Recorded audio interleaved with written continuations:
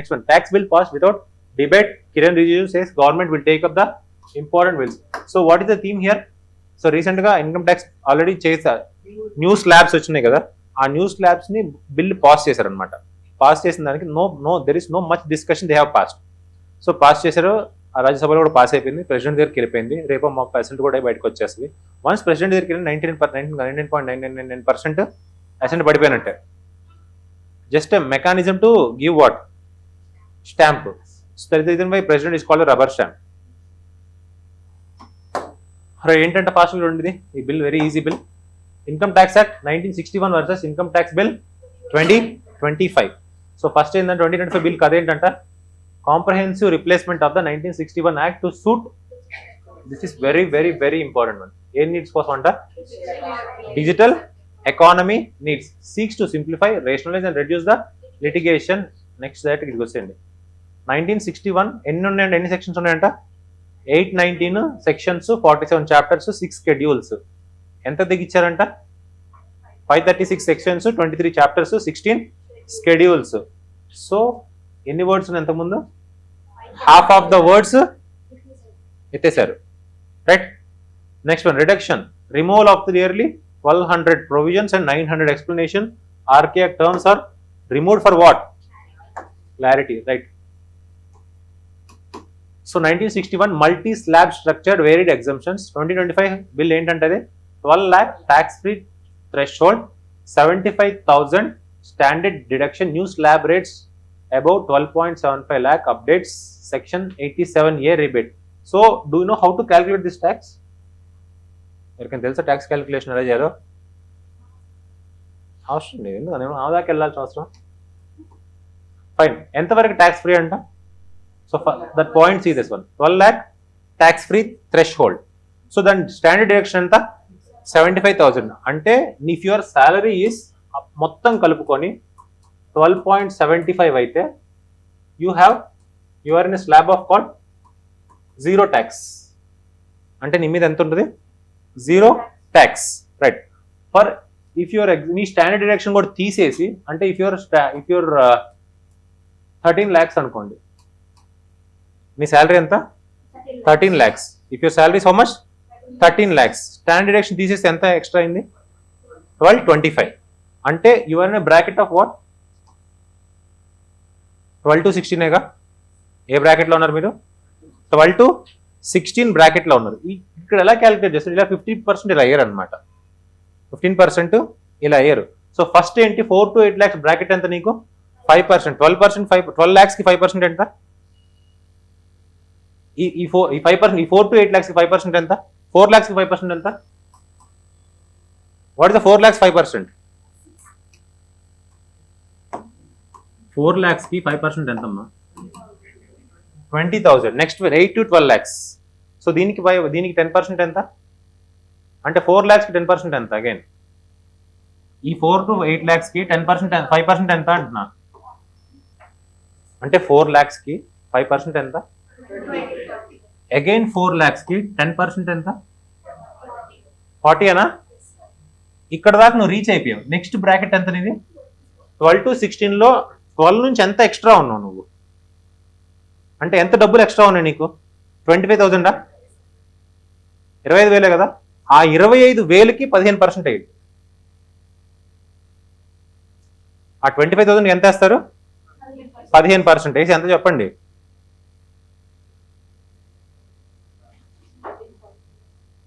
3,000, 4,000, 5,000.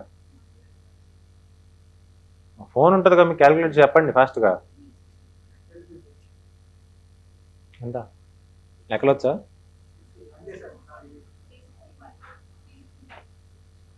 ఎంత, 3650నా, 3650నే కదా. మొత్తం కలిపి ఎంత ఇప్పుడు, 6350, 63,000 కదా, 63,650 అంతేనా కాదా. అంటే 25,000కి మీకు ఎంత పడుతుంది, 15% ఎక్స్ట్రా ఎంత పడుతుంది, ఏంటి మీ లెక్కలు రావా, వచ్చు కదా, ఇది క్యాల్కులేట్ చేసి చెప్పండి. ఇంతసేపు ఏంది మీరు కొట్టుకుంటున్నారు, రాళ్ళు వేస్తున్నారా? రాళ్ళు వేయద్దులే. 3000 ఎంతమ్మా? సరే ఎంతో కొంత అనుకోండి, 3200 అనుకోండి, what ever it may be. 3000 3750 fine. ఇప్పుడు ఎంత అగైన్ అర్థమైందా? సో బేసిక్ ఏంటంటే ఇంత నుంచి ఇంత, ఇంత నుంచి అంత అని కాదనమాట. నీకు ఒక పాయింట్ దాటాక వాడు ఐటమ్ స్టార్ట్ చేస్తాడు. ఫస్ట్ ఆఫ్ ఆల్ ఏంటంటే ఫస్ట్ ఏంటి 4 to 8 lakhs కి ఎన్ని ల్యాక్స్? ఇది 4 lakhs కదా. ఈ 4 lakhs ఎంత పర్సెంటేజ్? 5%. అంటే ఎంత ఇప్పుడు నీది? 20,000. నెక్స్ట్ నువ్వు నీ 12.25 కదా, అక్కడ దాకా వెళ్ళాలి నువ్వు. ఈ స్లాబ్ని అక్కడ దాకా తీసుకెళ్ళాలి. సో నెక్స్ట్ ఏంటి 8 to 12 lakhs. దీని మధ్యలో ఉన్న గ్యాప్ ఎంత? 4 lakhs. ఆ 4 lakhs కి 10% ఎంత? 40,000. ఆల్రెడీ ముందు 20 ఉందా, ఇప్పుడు 40 కలిసిందా, మొత్తం ఎంత? 60 కదా. నెక్స్ట్ ఈస్ కాల్డ్ యువర్ 12.25 కదా. ఇంకెంత ఎక్స్ట్రా ఉన్నావు నువ్వు? 12.25. ఆ 0.25 దట్ ఈస్ కాల్డ్ 25,000 కి ఎంత పడుతుంది? ఇది 15%. ఇఫ్ యువర్ సాలరీ 13 lakhs అంటే నీ 12.25 కాకుండా 13 అనుకో, ఆ 1 lakh కి ఎంత పడుతుంది? 15%. 1,15,000 అంటే ఎంత? 15,000. 1,15,000 15,000 కదా. ఈ 20,000, ఈ 40,000, ఈ 15,000 ఎంత కలిపితే ఎంత? 75,000 ఈజ్ యువర్ ట్యాక్స్. ట్యాక్స్ ఇలా క్యాలిక్యులేట్ చేస్తారు, అంతేగాని దీన్ని పడుకుని 5%, ఇంతలో ఉంటే ఇంత పర్సెంట్, ఇంతలో ఇంత పర్సెంట్ అని కాదు. రైట్? ఎక్స్పోనెన్షియల్ పర్సంటేజెస్ అంటారు అనమాట. This is the very important from the point of tax calculation. Very very very important. అర్థమైందా? మళ్ళీ చెప్పనా? అర్థమైనా నటిస్తుందా? సో ఏం లేదు అక్కడ, కష్టపడద్దు, ఇష్టపడండి. ఫస్ట్ ఆఫ్ ఆల్ నీ శాలరీ ఎంతమ్మా? 12.75 lakhs అంటే including your standard deduction. General గా గవర్నమెంట్ ఏదో ట్యాక్స్ వేస్తారా? ఎంతవరకు మాక్సిమం అంటే 12.75 వరకు ఉందంటే నీకేంటంట జీరో ట్యాక్స్లోకి. ఎందుకంటే వాడు మెన్షన్ చేసిన ఇదే అనమాట. ఏమని? 12 lakhs tax free thresh hold, 75,000 standard deduction అంటే 12.75 ఇంక్లూడ్ చేసుకుంటే నువ్వు జీరో ట్యాక్స్ ఫ్రీ. బట్ ఇక్కడ నుంచి ఏదైనా నీకు 25,000 ఎక్స్ట్రా వచ్చింది. ఆ 25,000 వస్తే నువ్వు 13 lakhs అయిందా? ఈ 13 lakhs అయినప్పుడు దీనికి మధ్యలో డిఫరెన్స్ ఎంత ఉంది? 25,000. అంటే 1275 వరకు నీకు అప్లై అవ్వదు. ఈ అప్లై అవ్వదు అనే దానికి నువ్వు 12 lakh బ్రాకెట్ నుంచి ఎంత ఎక్స్ట్రా ఉన్నావు? ఇక్కడ 25,000 ఎక్స్ట్రా ఉన్నావు. అంటే ఈ 12 lakh 12 to 16 ఎక్కడ ఉన్నావు నువ్వు? 12.25 దగ్గర ఉన్నావు, అంతే కదా. ఈ 12.25కి ఫస్ట్ ఈ 12లో ఉండి తీసుకుంటారా, 12ని బ్రేక్ చేసుకుంటారా. సో ఫస్ట్ 4 to 8 lakhs దానికి ఎంత పడుతుంది? అంటే ఇక్కడ ట్రావెల్ అవ్వాలి నువ్వు. అంటే నువ్వు 4 to 4 8 దాకా వచ్చేసావు. నీ 12.25లో 8 దాకా వచ్చేసావు. ఆ 8 దాకా వచ్చేసినప్పుడు ఎంత పడింది నీకు? ఫస్ట్ 4 to 8 lakhs కి 5%. That is called how much? 20,000. Next travel చేసి ఎక్కడి నుంచి 8 to 12కి దీనికి ఎంత పడింది? 40K పడిందా? ముందు 20 ఉందా, తర్వాత 40, రెండు యాడ్ చేస్తే ఎంత? 60. ఇక్కడ దాకా రీచ్ అయ్యావు. నెక్స్ట్ 12 నుంచి 16 బ్రాకెట్లోకి వెళ్తున్నప్పుడు ఎంత ఎక్స్ట్రా ఉంది నీ దగ్గర? 25,000. ఆ 25,000 15% చేయి. ఎంత వచ్చింది? 3750. అంటే 63,750 is your tax. This is the tax calculation. జనరల్గా ఇంత బ్రాకెట్లో ఉంటే ఎంత పర్సెంట్ అలా ఉండదు అనమాట. అర్థమైంది? మళ్ళీ చెప్పనా? అర్థమైందిగా? This is very very important from the point of your tax calculations. Base మనకు ఈ బేస్ ఐడియా ఉందంటే మనకి ఎంత ట్యాక్స్ ల్యాబ్లోకి వెళ్తున్నాము, ఎంతలోకి వెళ్తుంటే 12 లక్షలు మీకు ఒకవేళ నెలకు ₹1,00,000 శాలరీ వస్తుంది అనుకో, you are with in the tax bracket. అందుకే ట్యాక్స్ సేవింగ్స్ చేసుకుంటారు కదా. For example if your salary something 24 lakhsకి వెళ్ళండి, అంతే. ఎంత దొబ్బేస్తారు చూడండి గవర్నమెంట్. ఐటీ వాళ్ళ బాధ అంతా ఇదే. Like if you see the IT professionals బాధ అంతా ఏంటంటే ఈవెన్ వాళ్ళ శాలరీ పెరిగే కొంది కూడా ఇబ్బంది వాళ్ళకి కూడా. జనరల్ చెప్పుకోవడానికి ఏంటంటే 25 lakhs ప్యాకేజ్ అంటారు. ఆ 25 lakhs ప్యాకేజీలో 5 లక్షలు వీళ్ళకే పోయింది, గవర్నమెంట్కే పోయింది. అంటే మా వల్ల మీరు బతుకుతున్నారు అనేది వాళ్ళకు ఉండే main theme. But actual that is true also. Because ఏంటంటే they are the most consumption guys. IT professionals are what? Most consumption. Weekend అయితే చాలు ఫస్ట్ సేవింగ్స్ తక్కువ, ఖర్చింగ్స్ ఎక్కువ. సో నువ్వు for example if you go to mall, you will invest money, right? Money దేని పెట్టావు? Food మీద పెట్టావు. ఫుడ్ మీద ట్యాక్స్ ఉందా? బట్టలు కొనుక్కున్నావు, ట్యాక్స్ ఉందా? నువ్వు ఏమైనా consumption there is a tax. Again నువ్వు మళ్ళీ ఏం చేస్తున్నావు? నువ్వు గవర్నమెంట్ ఫస్ట్ కడుతున్నావు. మళ్ళీ కొనుక్కొని మళ్ళీ కడుతున్నావు అంటే నీ జీవితాంతం గవర్నమెంట్ సగం పర్సెంట్ ట్యాక్స్లోనే ఉంటుంది. That is the reason why ఈ డిబేట్ ఎక్కువ అవుతుందని చెప్పేసి రీసెంట్గా ఈ స్టాండర్డ్ డిడక్షన్ తగ్గించారు. This is the earlier bracket. So middle income trap అనేది నడుస్తూ ఉందన్నమాట. అంటే గవర్నమెంట్కి అగెనిస్ట్ నడుస్తుంది. ప్రియర్ టు దిస్ మొన్న విక్టరీ కాకముందు కూడా one of the reason why వీళ్ళు ఫాలో అవడానికి అర్బన్లో ఓట్స్ తగ్గిపోవడానికి మెయిన్ రీజన్ ఇదే అనమాట.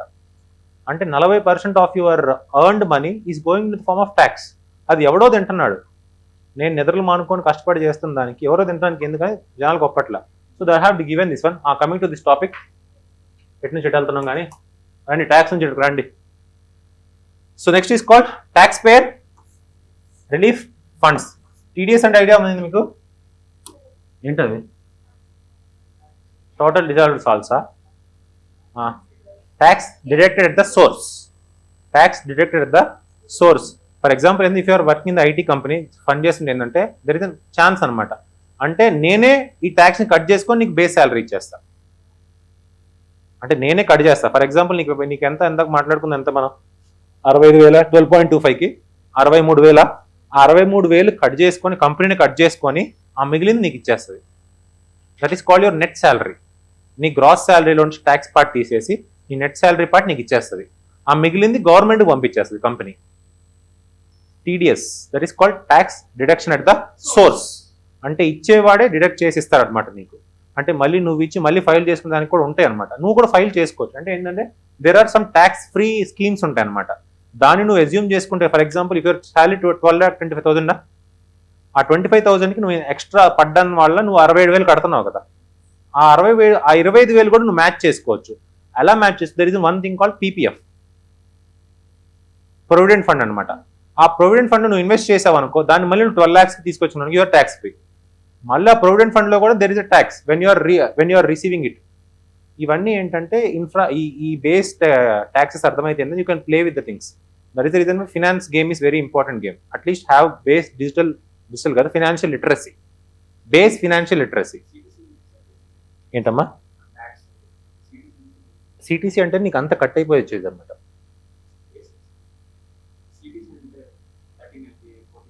ఇట్ డిపెండ్స్, అదే చెప్తున్నాను కదా. దాని నుంచి నీకు ఏంటంటే బేస్ అనమాట. ఆ బేస్ నుంచి నీకు ఎంత టీడీఎస్ చేసుకొని నీ అమౌంట్ నీకు ఇస్తాడు. అంటే టేక్ హోమ్ అంటాం కదా, సో కాల్డ్ వర్డ్. ఇంకా ఎగ్జామ్షన్ ఏముంటుంది అన్న, అంతా కట్ చేసుకొని నీకు ఇచ్చేస్తారు. రైట్, ఫాస్ట్ చూడండి కదా, అయిపోయింది ఇది. So first one, coming to this one, 2025 bill, powers extended to the personal emails, social media, cloud storage, can demand what?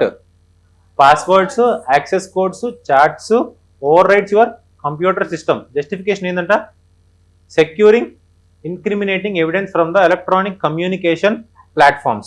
Simple game ఏం లేదు. ఏంటంటే కదా ఇది, నువ్వు ట్యాక్స్ డీటెయిల్స్ చూపించలేదు అనుకో, they can force you to take your tax details. ఎవరు? Government authorities. ఎలా చేస్తారంట, దే కెన్ ఎక్స్టెండ్ ఎక్కడ దాకంట, పవర్స్. నీ పర్సనల్ ఈమెయిల్ చూస్తారంట. నెక్స్ట్ వన్ ఇస్ కాల్డ్ నీ social media, cloud storage, they can demand your phone passwords కూడా demand చేయొచ్చు అనమాట. So that is the reason why this bill is called one of the controversial bill. అంటే నీ ప్రైవసీని breach చేస్తున్నట్టేగా. The issue of the main bill is like ఎవరు opposition side ఏంటి అంటే మెయిన్ ఇదే అనమాట, నీ రైట్ టు ప్రైవసీ డిస్టర్బ్ అవుతుంది ఒక ఎకనామికల్ టర్మ్స్ వల్ల. నీ social term that is called your privacy is getting disturb. This is the main issue behind this act అనమాట. Right. So privacy concerns and safeguards, opposition and civil societies of the right to privacy infringement. ఏ case? Puttaswamy case. Select committee retain digital search provisions but recommended what? Alignment with the DPDP act, digital protection act అనమాట ఇది. Custody rules for the seize data, proportionality and necessity. But ఆ power ఒకసారి నీకు వచ్చినప్పుడు అవన్నీ పనికి రావు. Right. Fast చూడండి, what the issues with the bill? expanded the digital search and the seizure powers. So next one, lack of strong privacy safeguards. Process and the political concerns. Bill passed without debate in the Lok Sabha. Next one, fear of harassment. Taxpayers worry that broad digital powers could be used for broad impact on the what? Very important one. Trust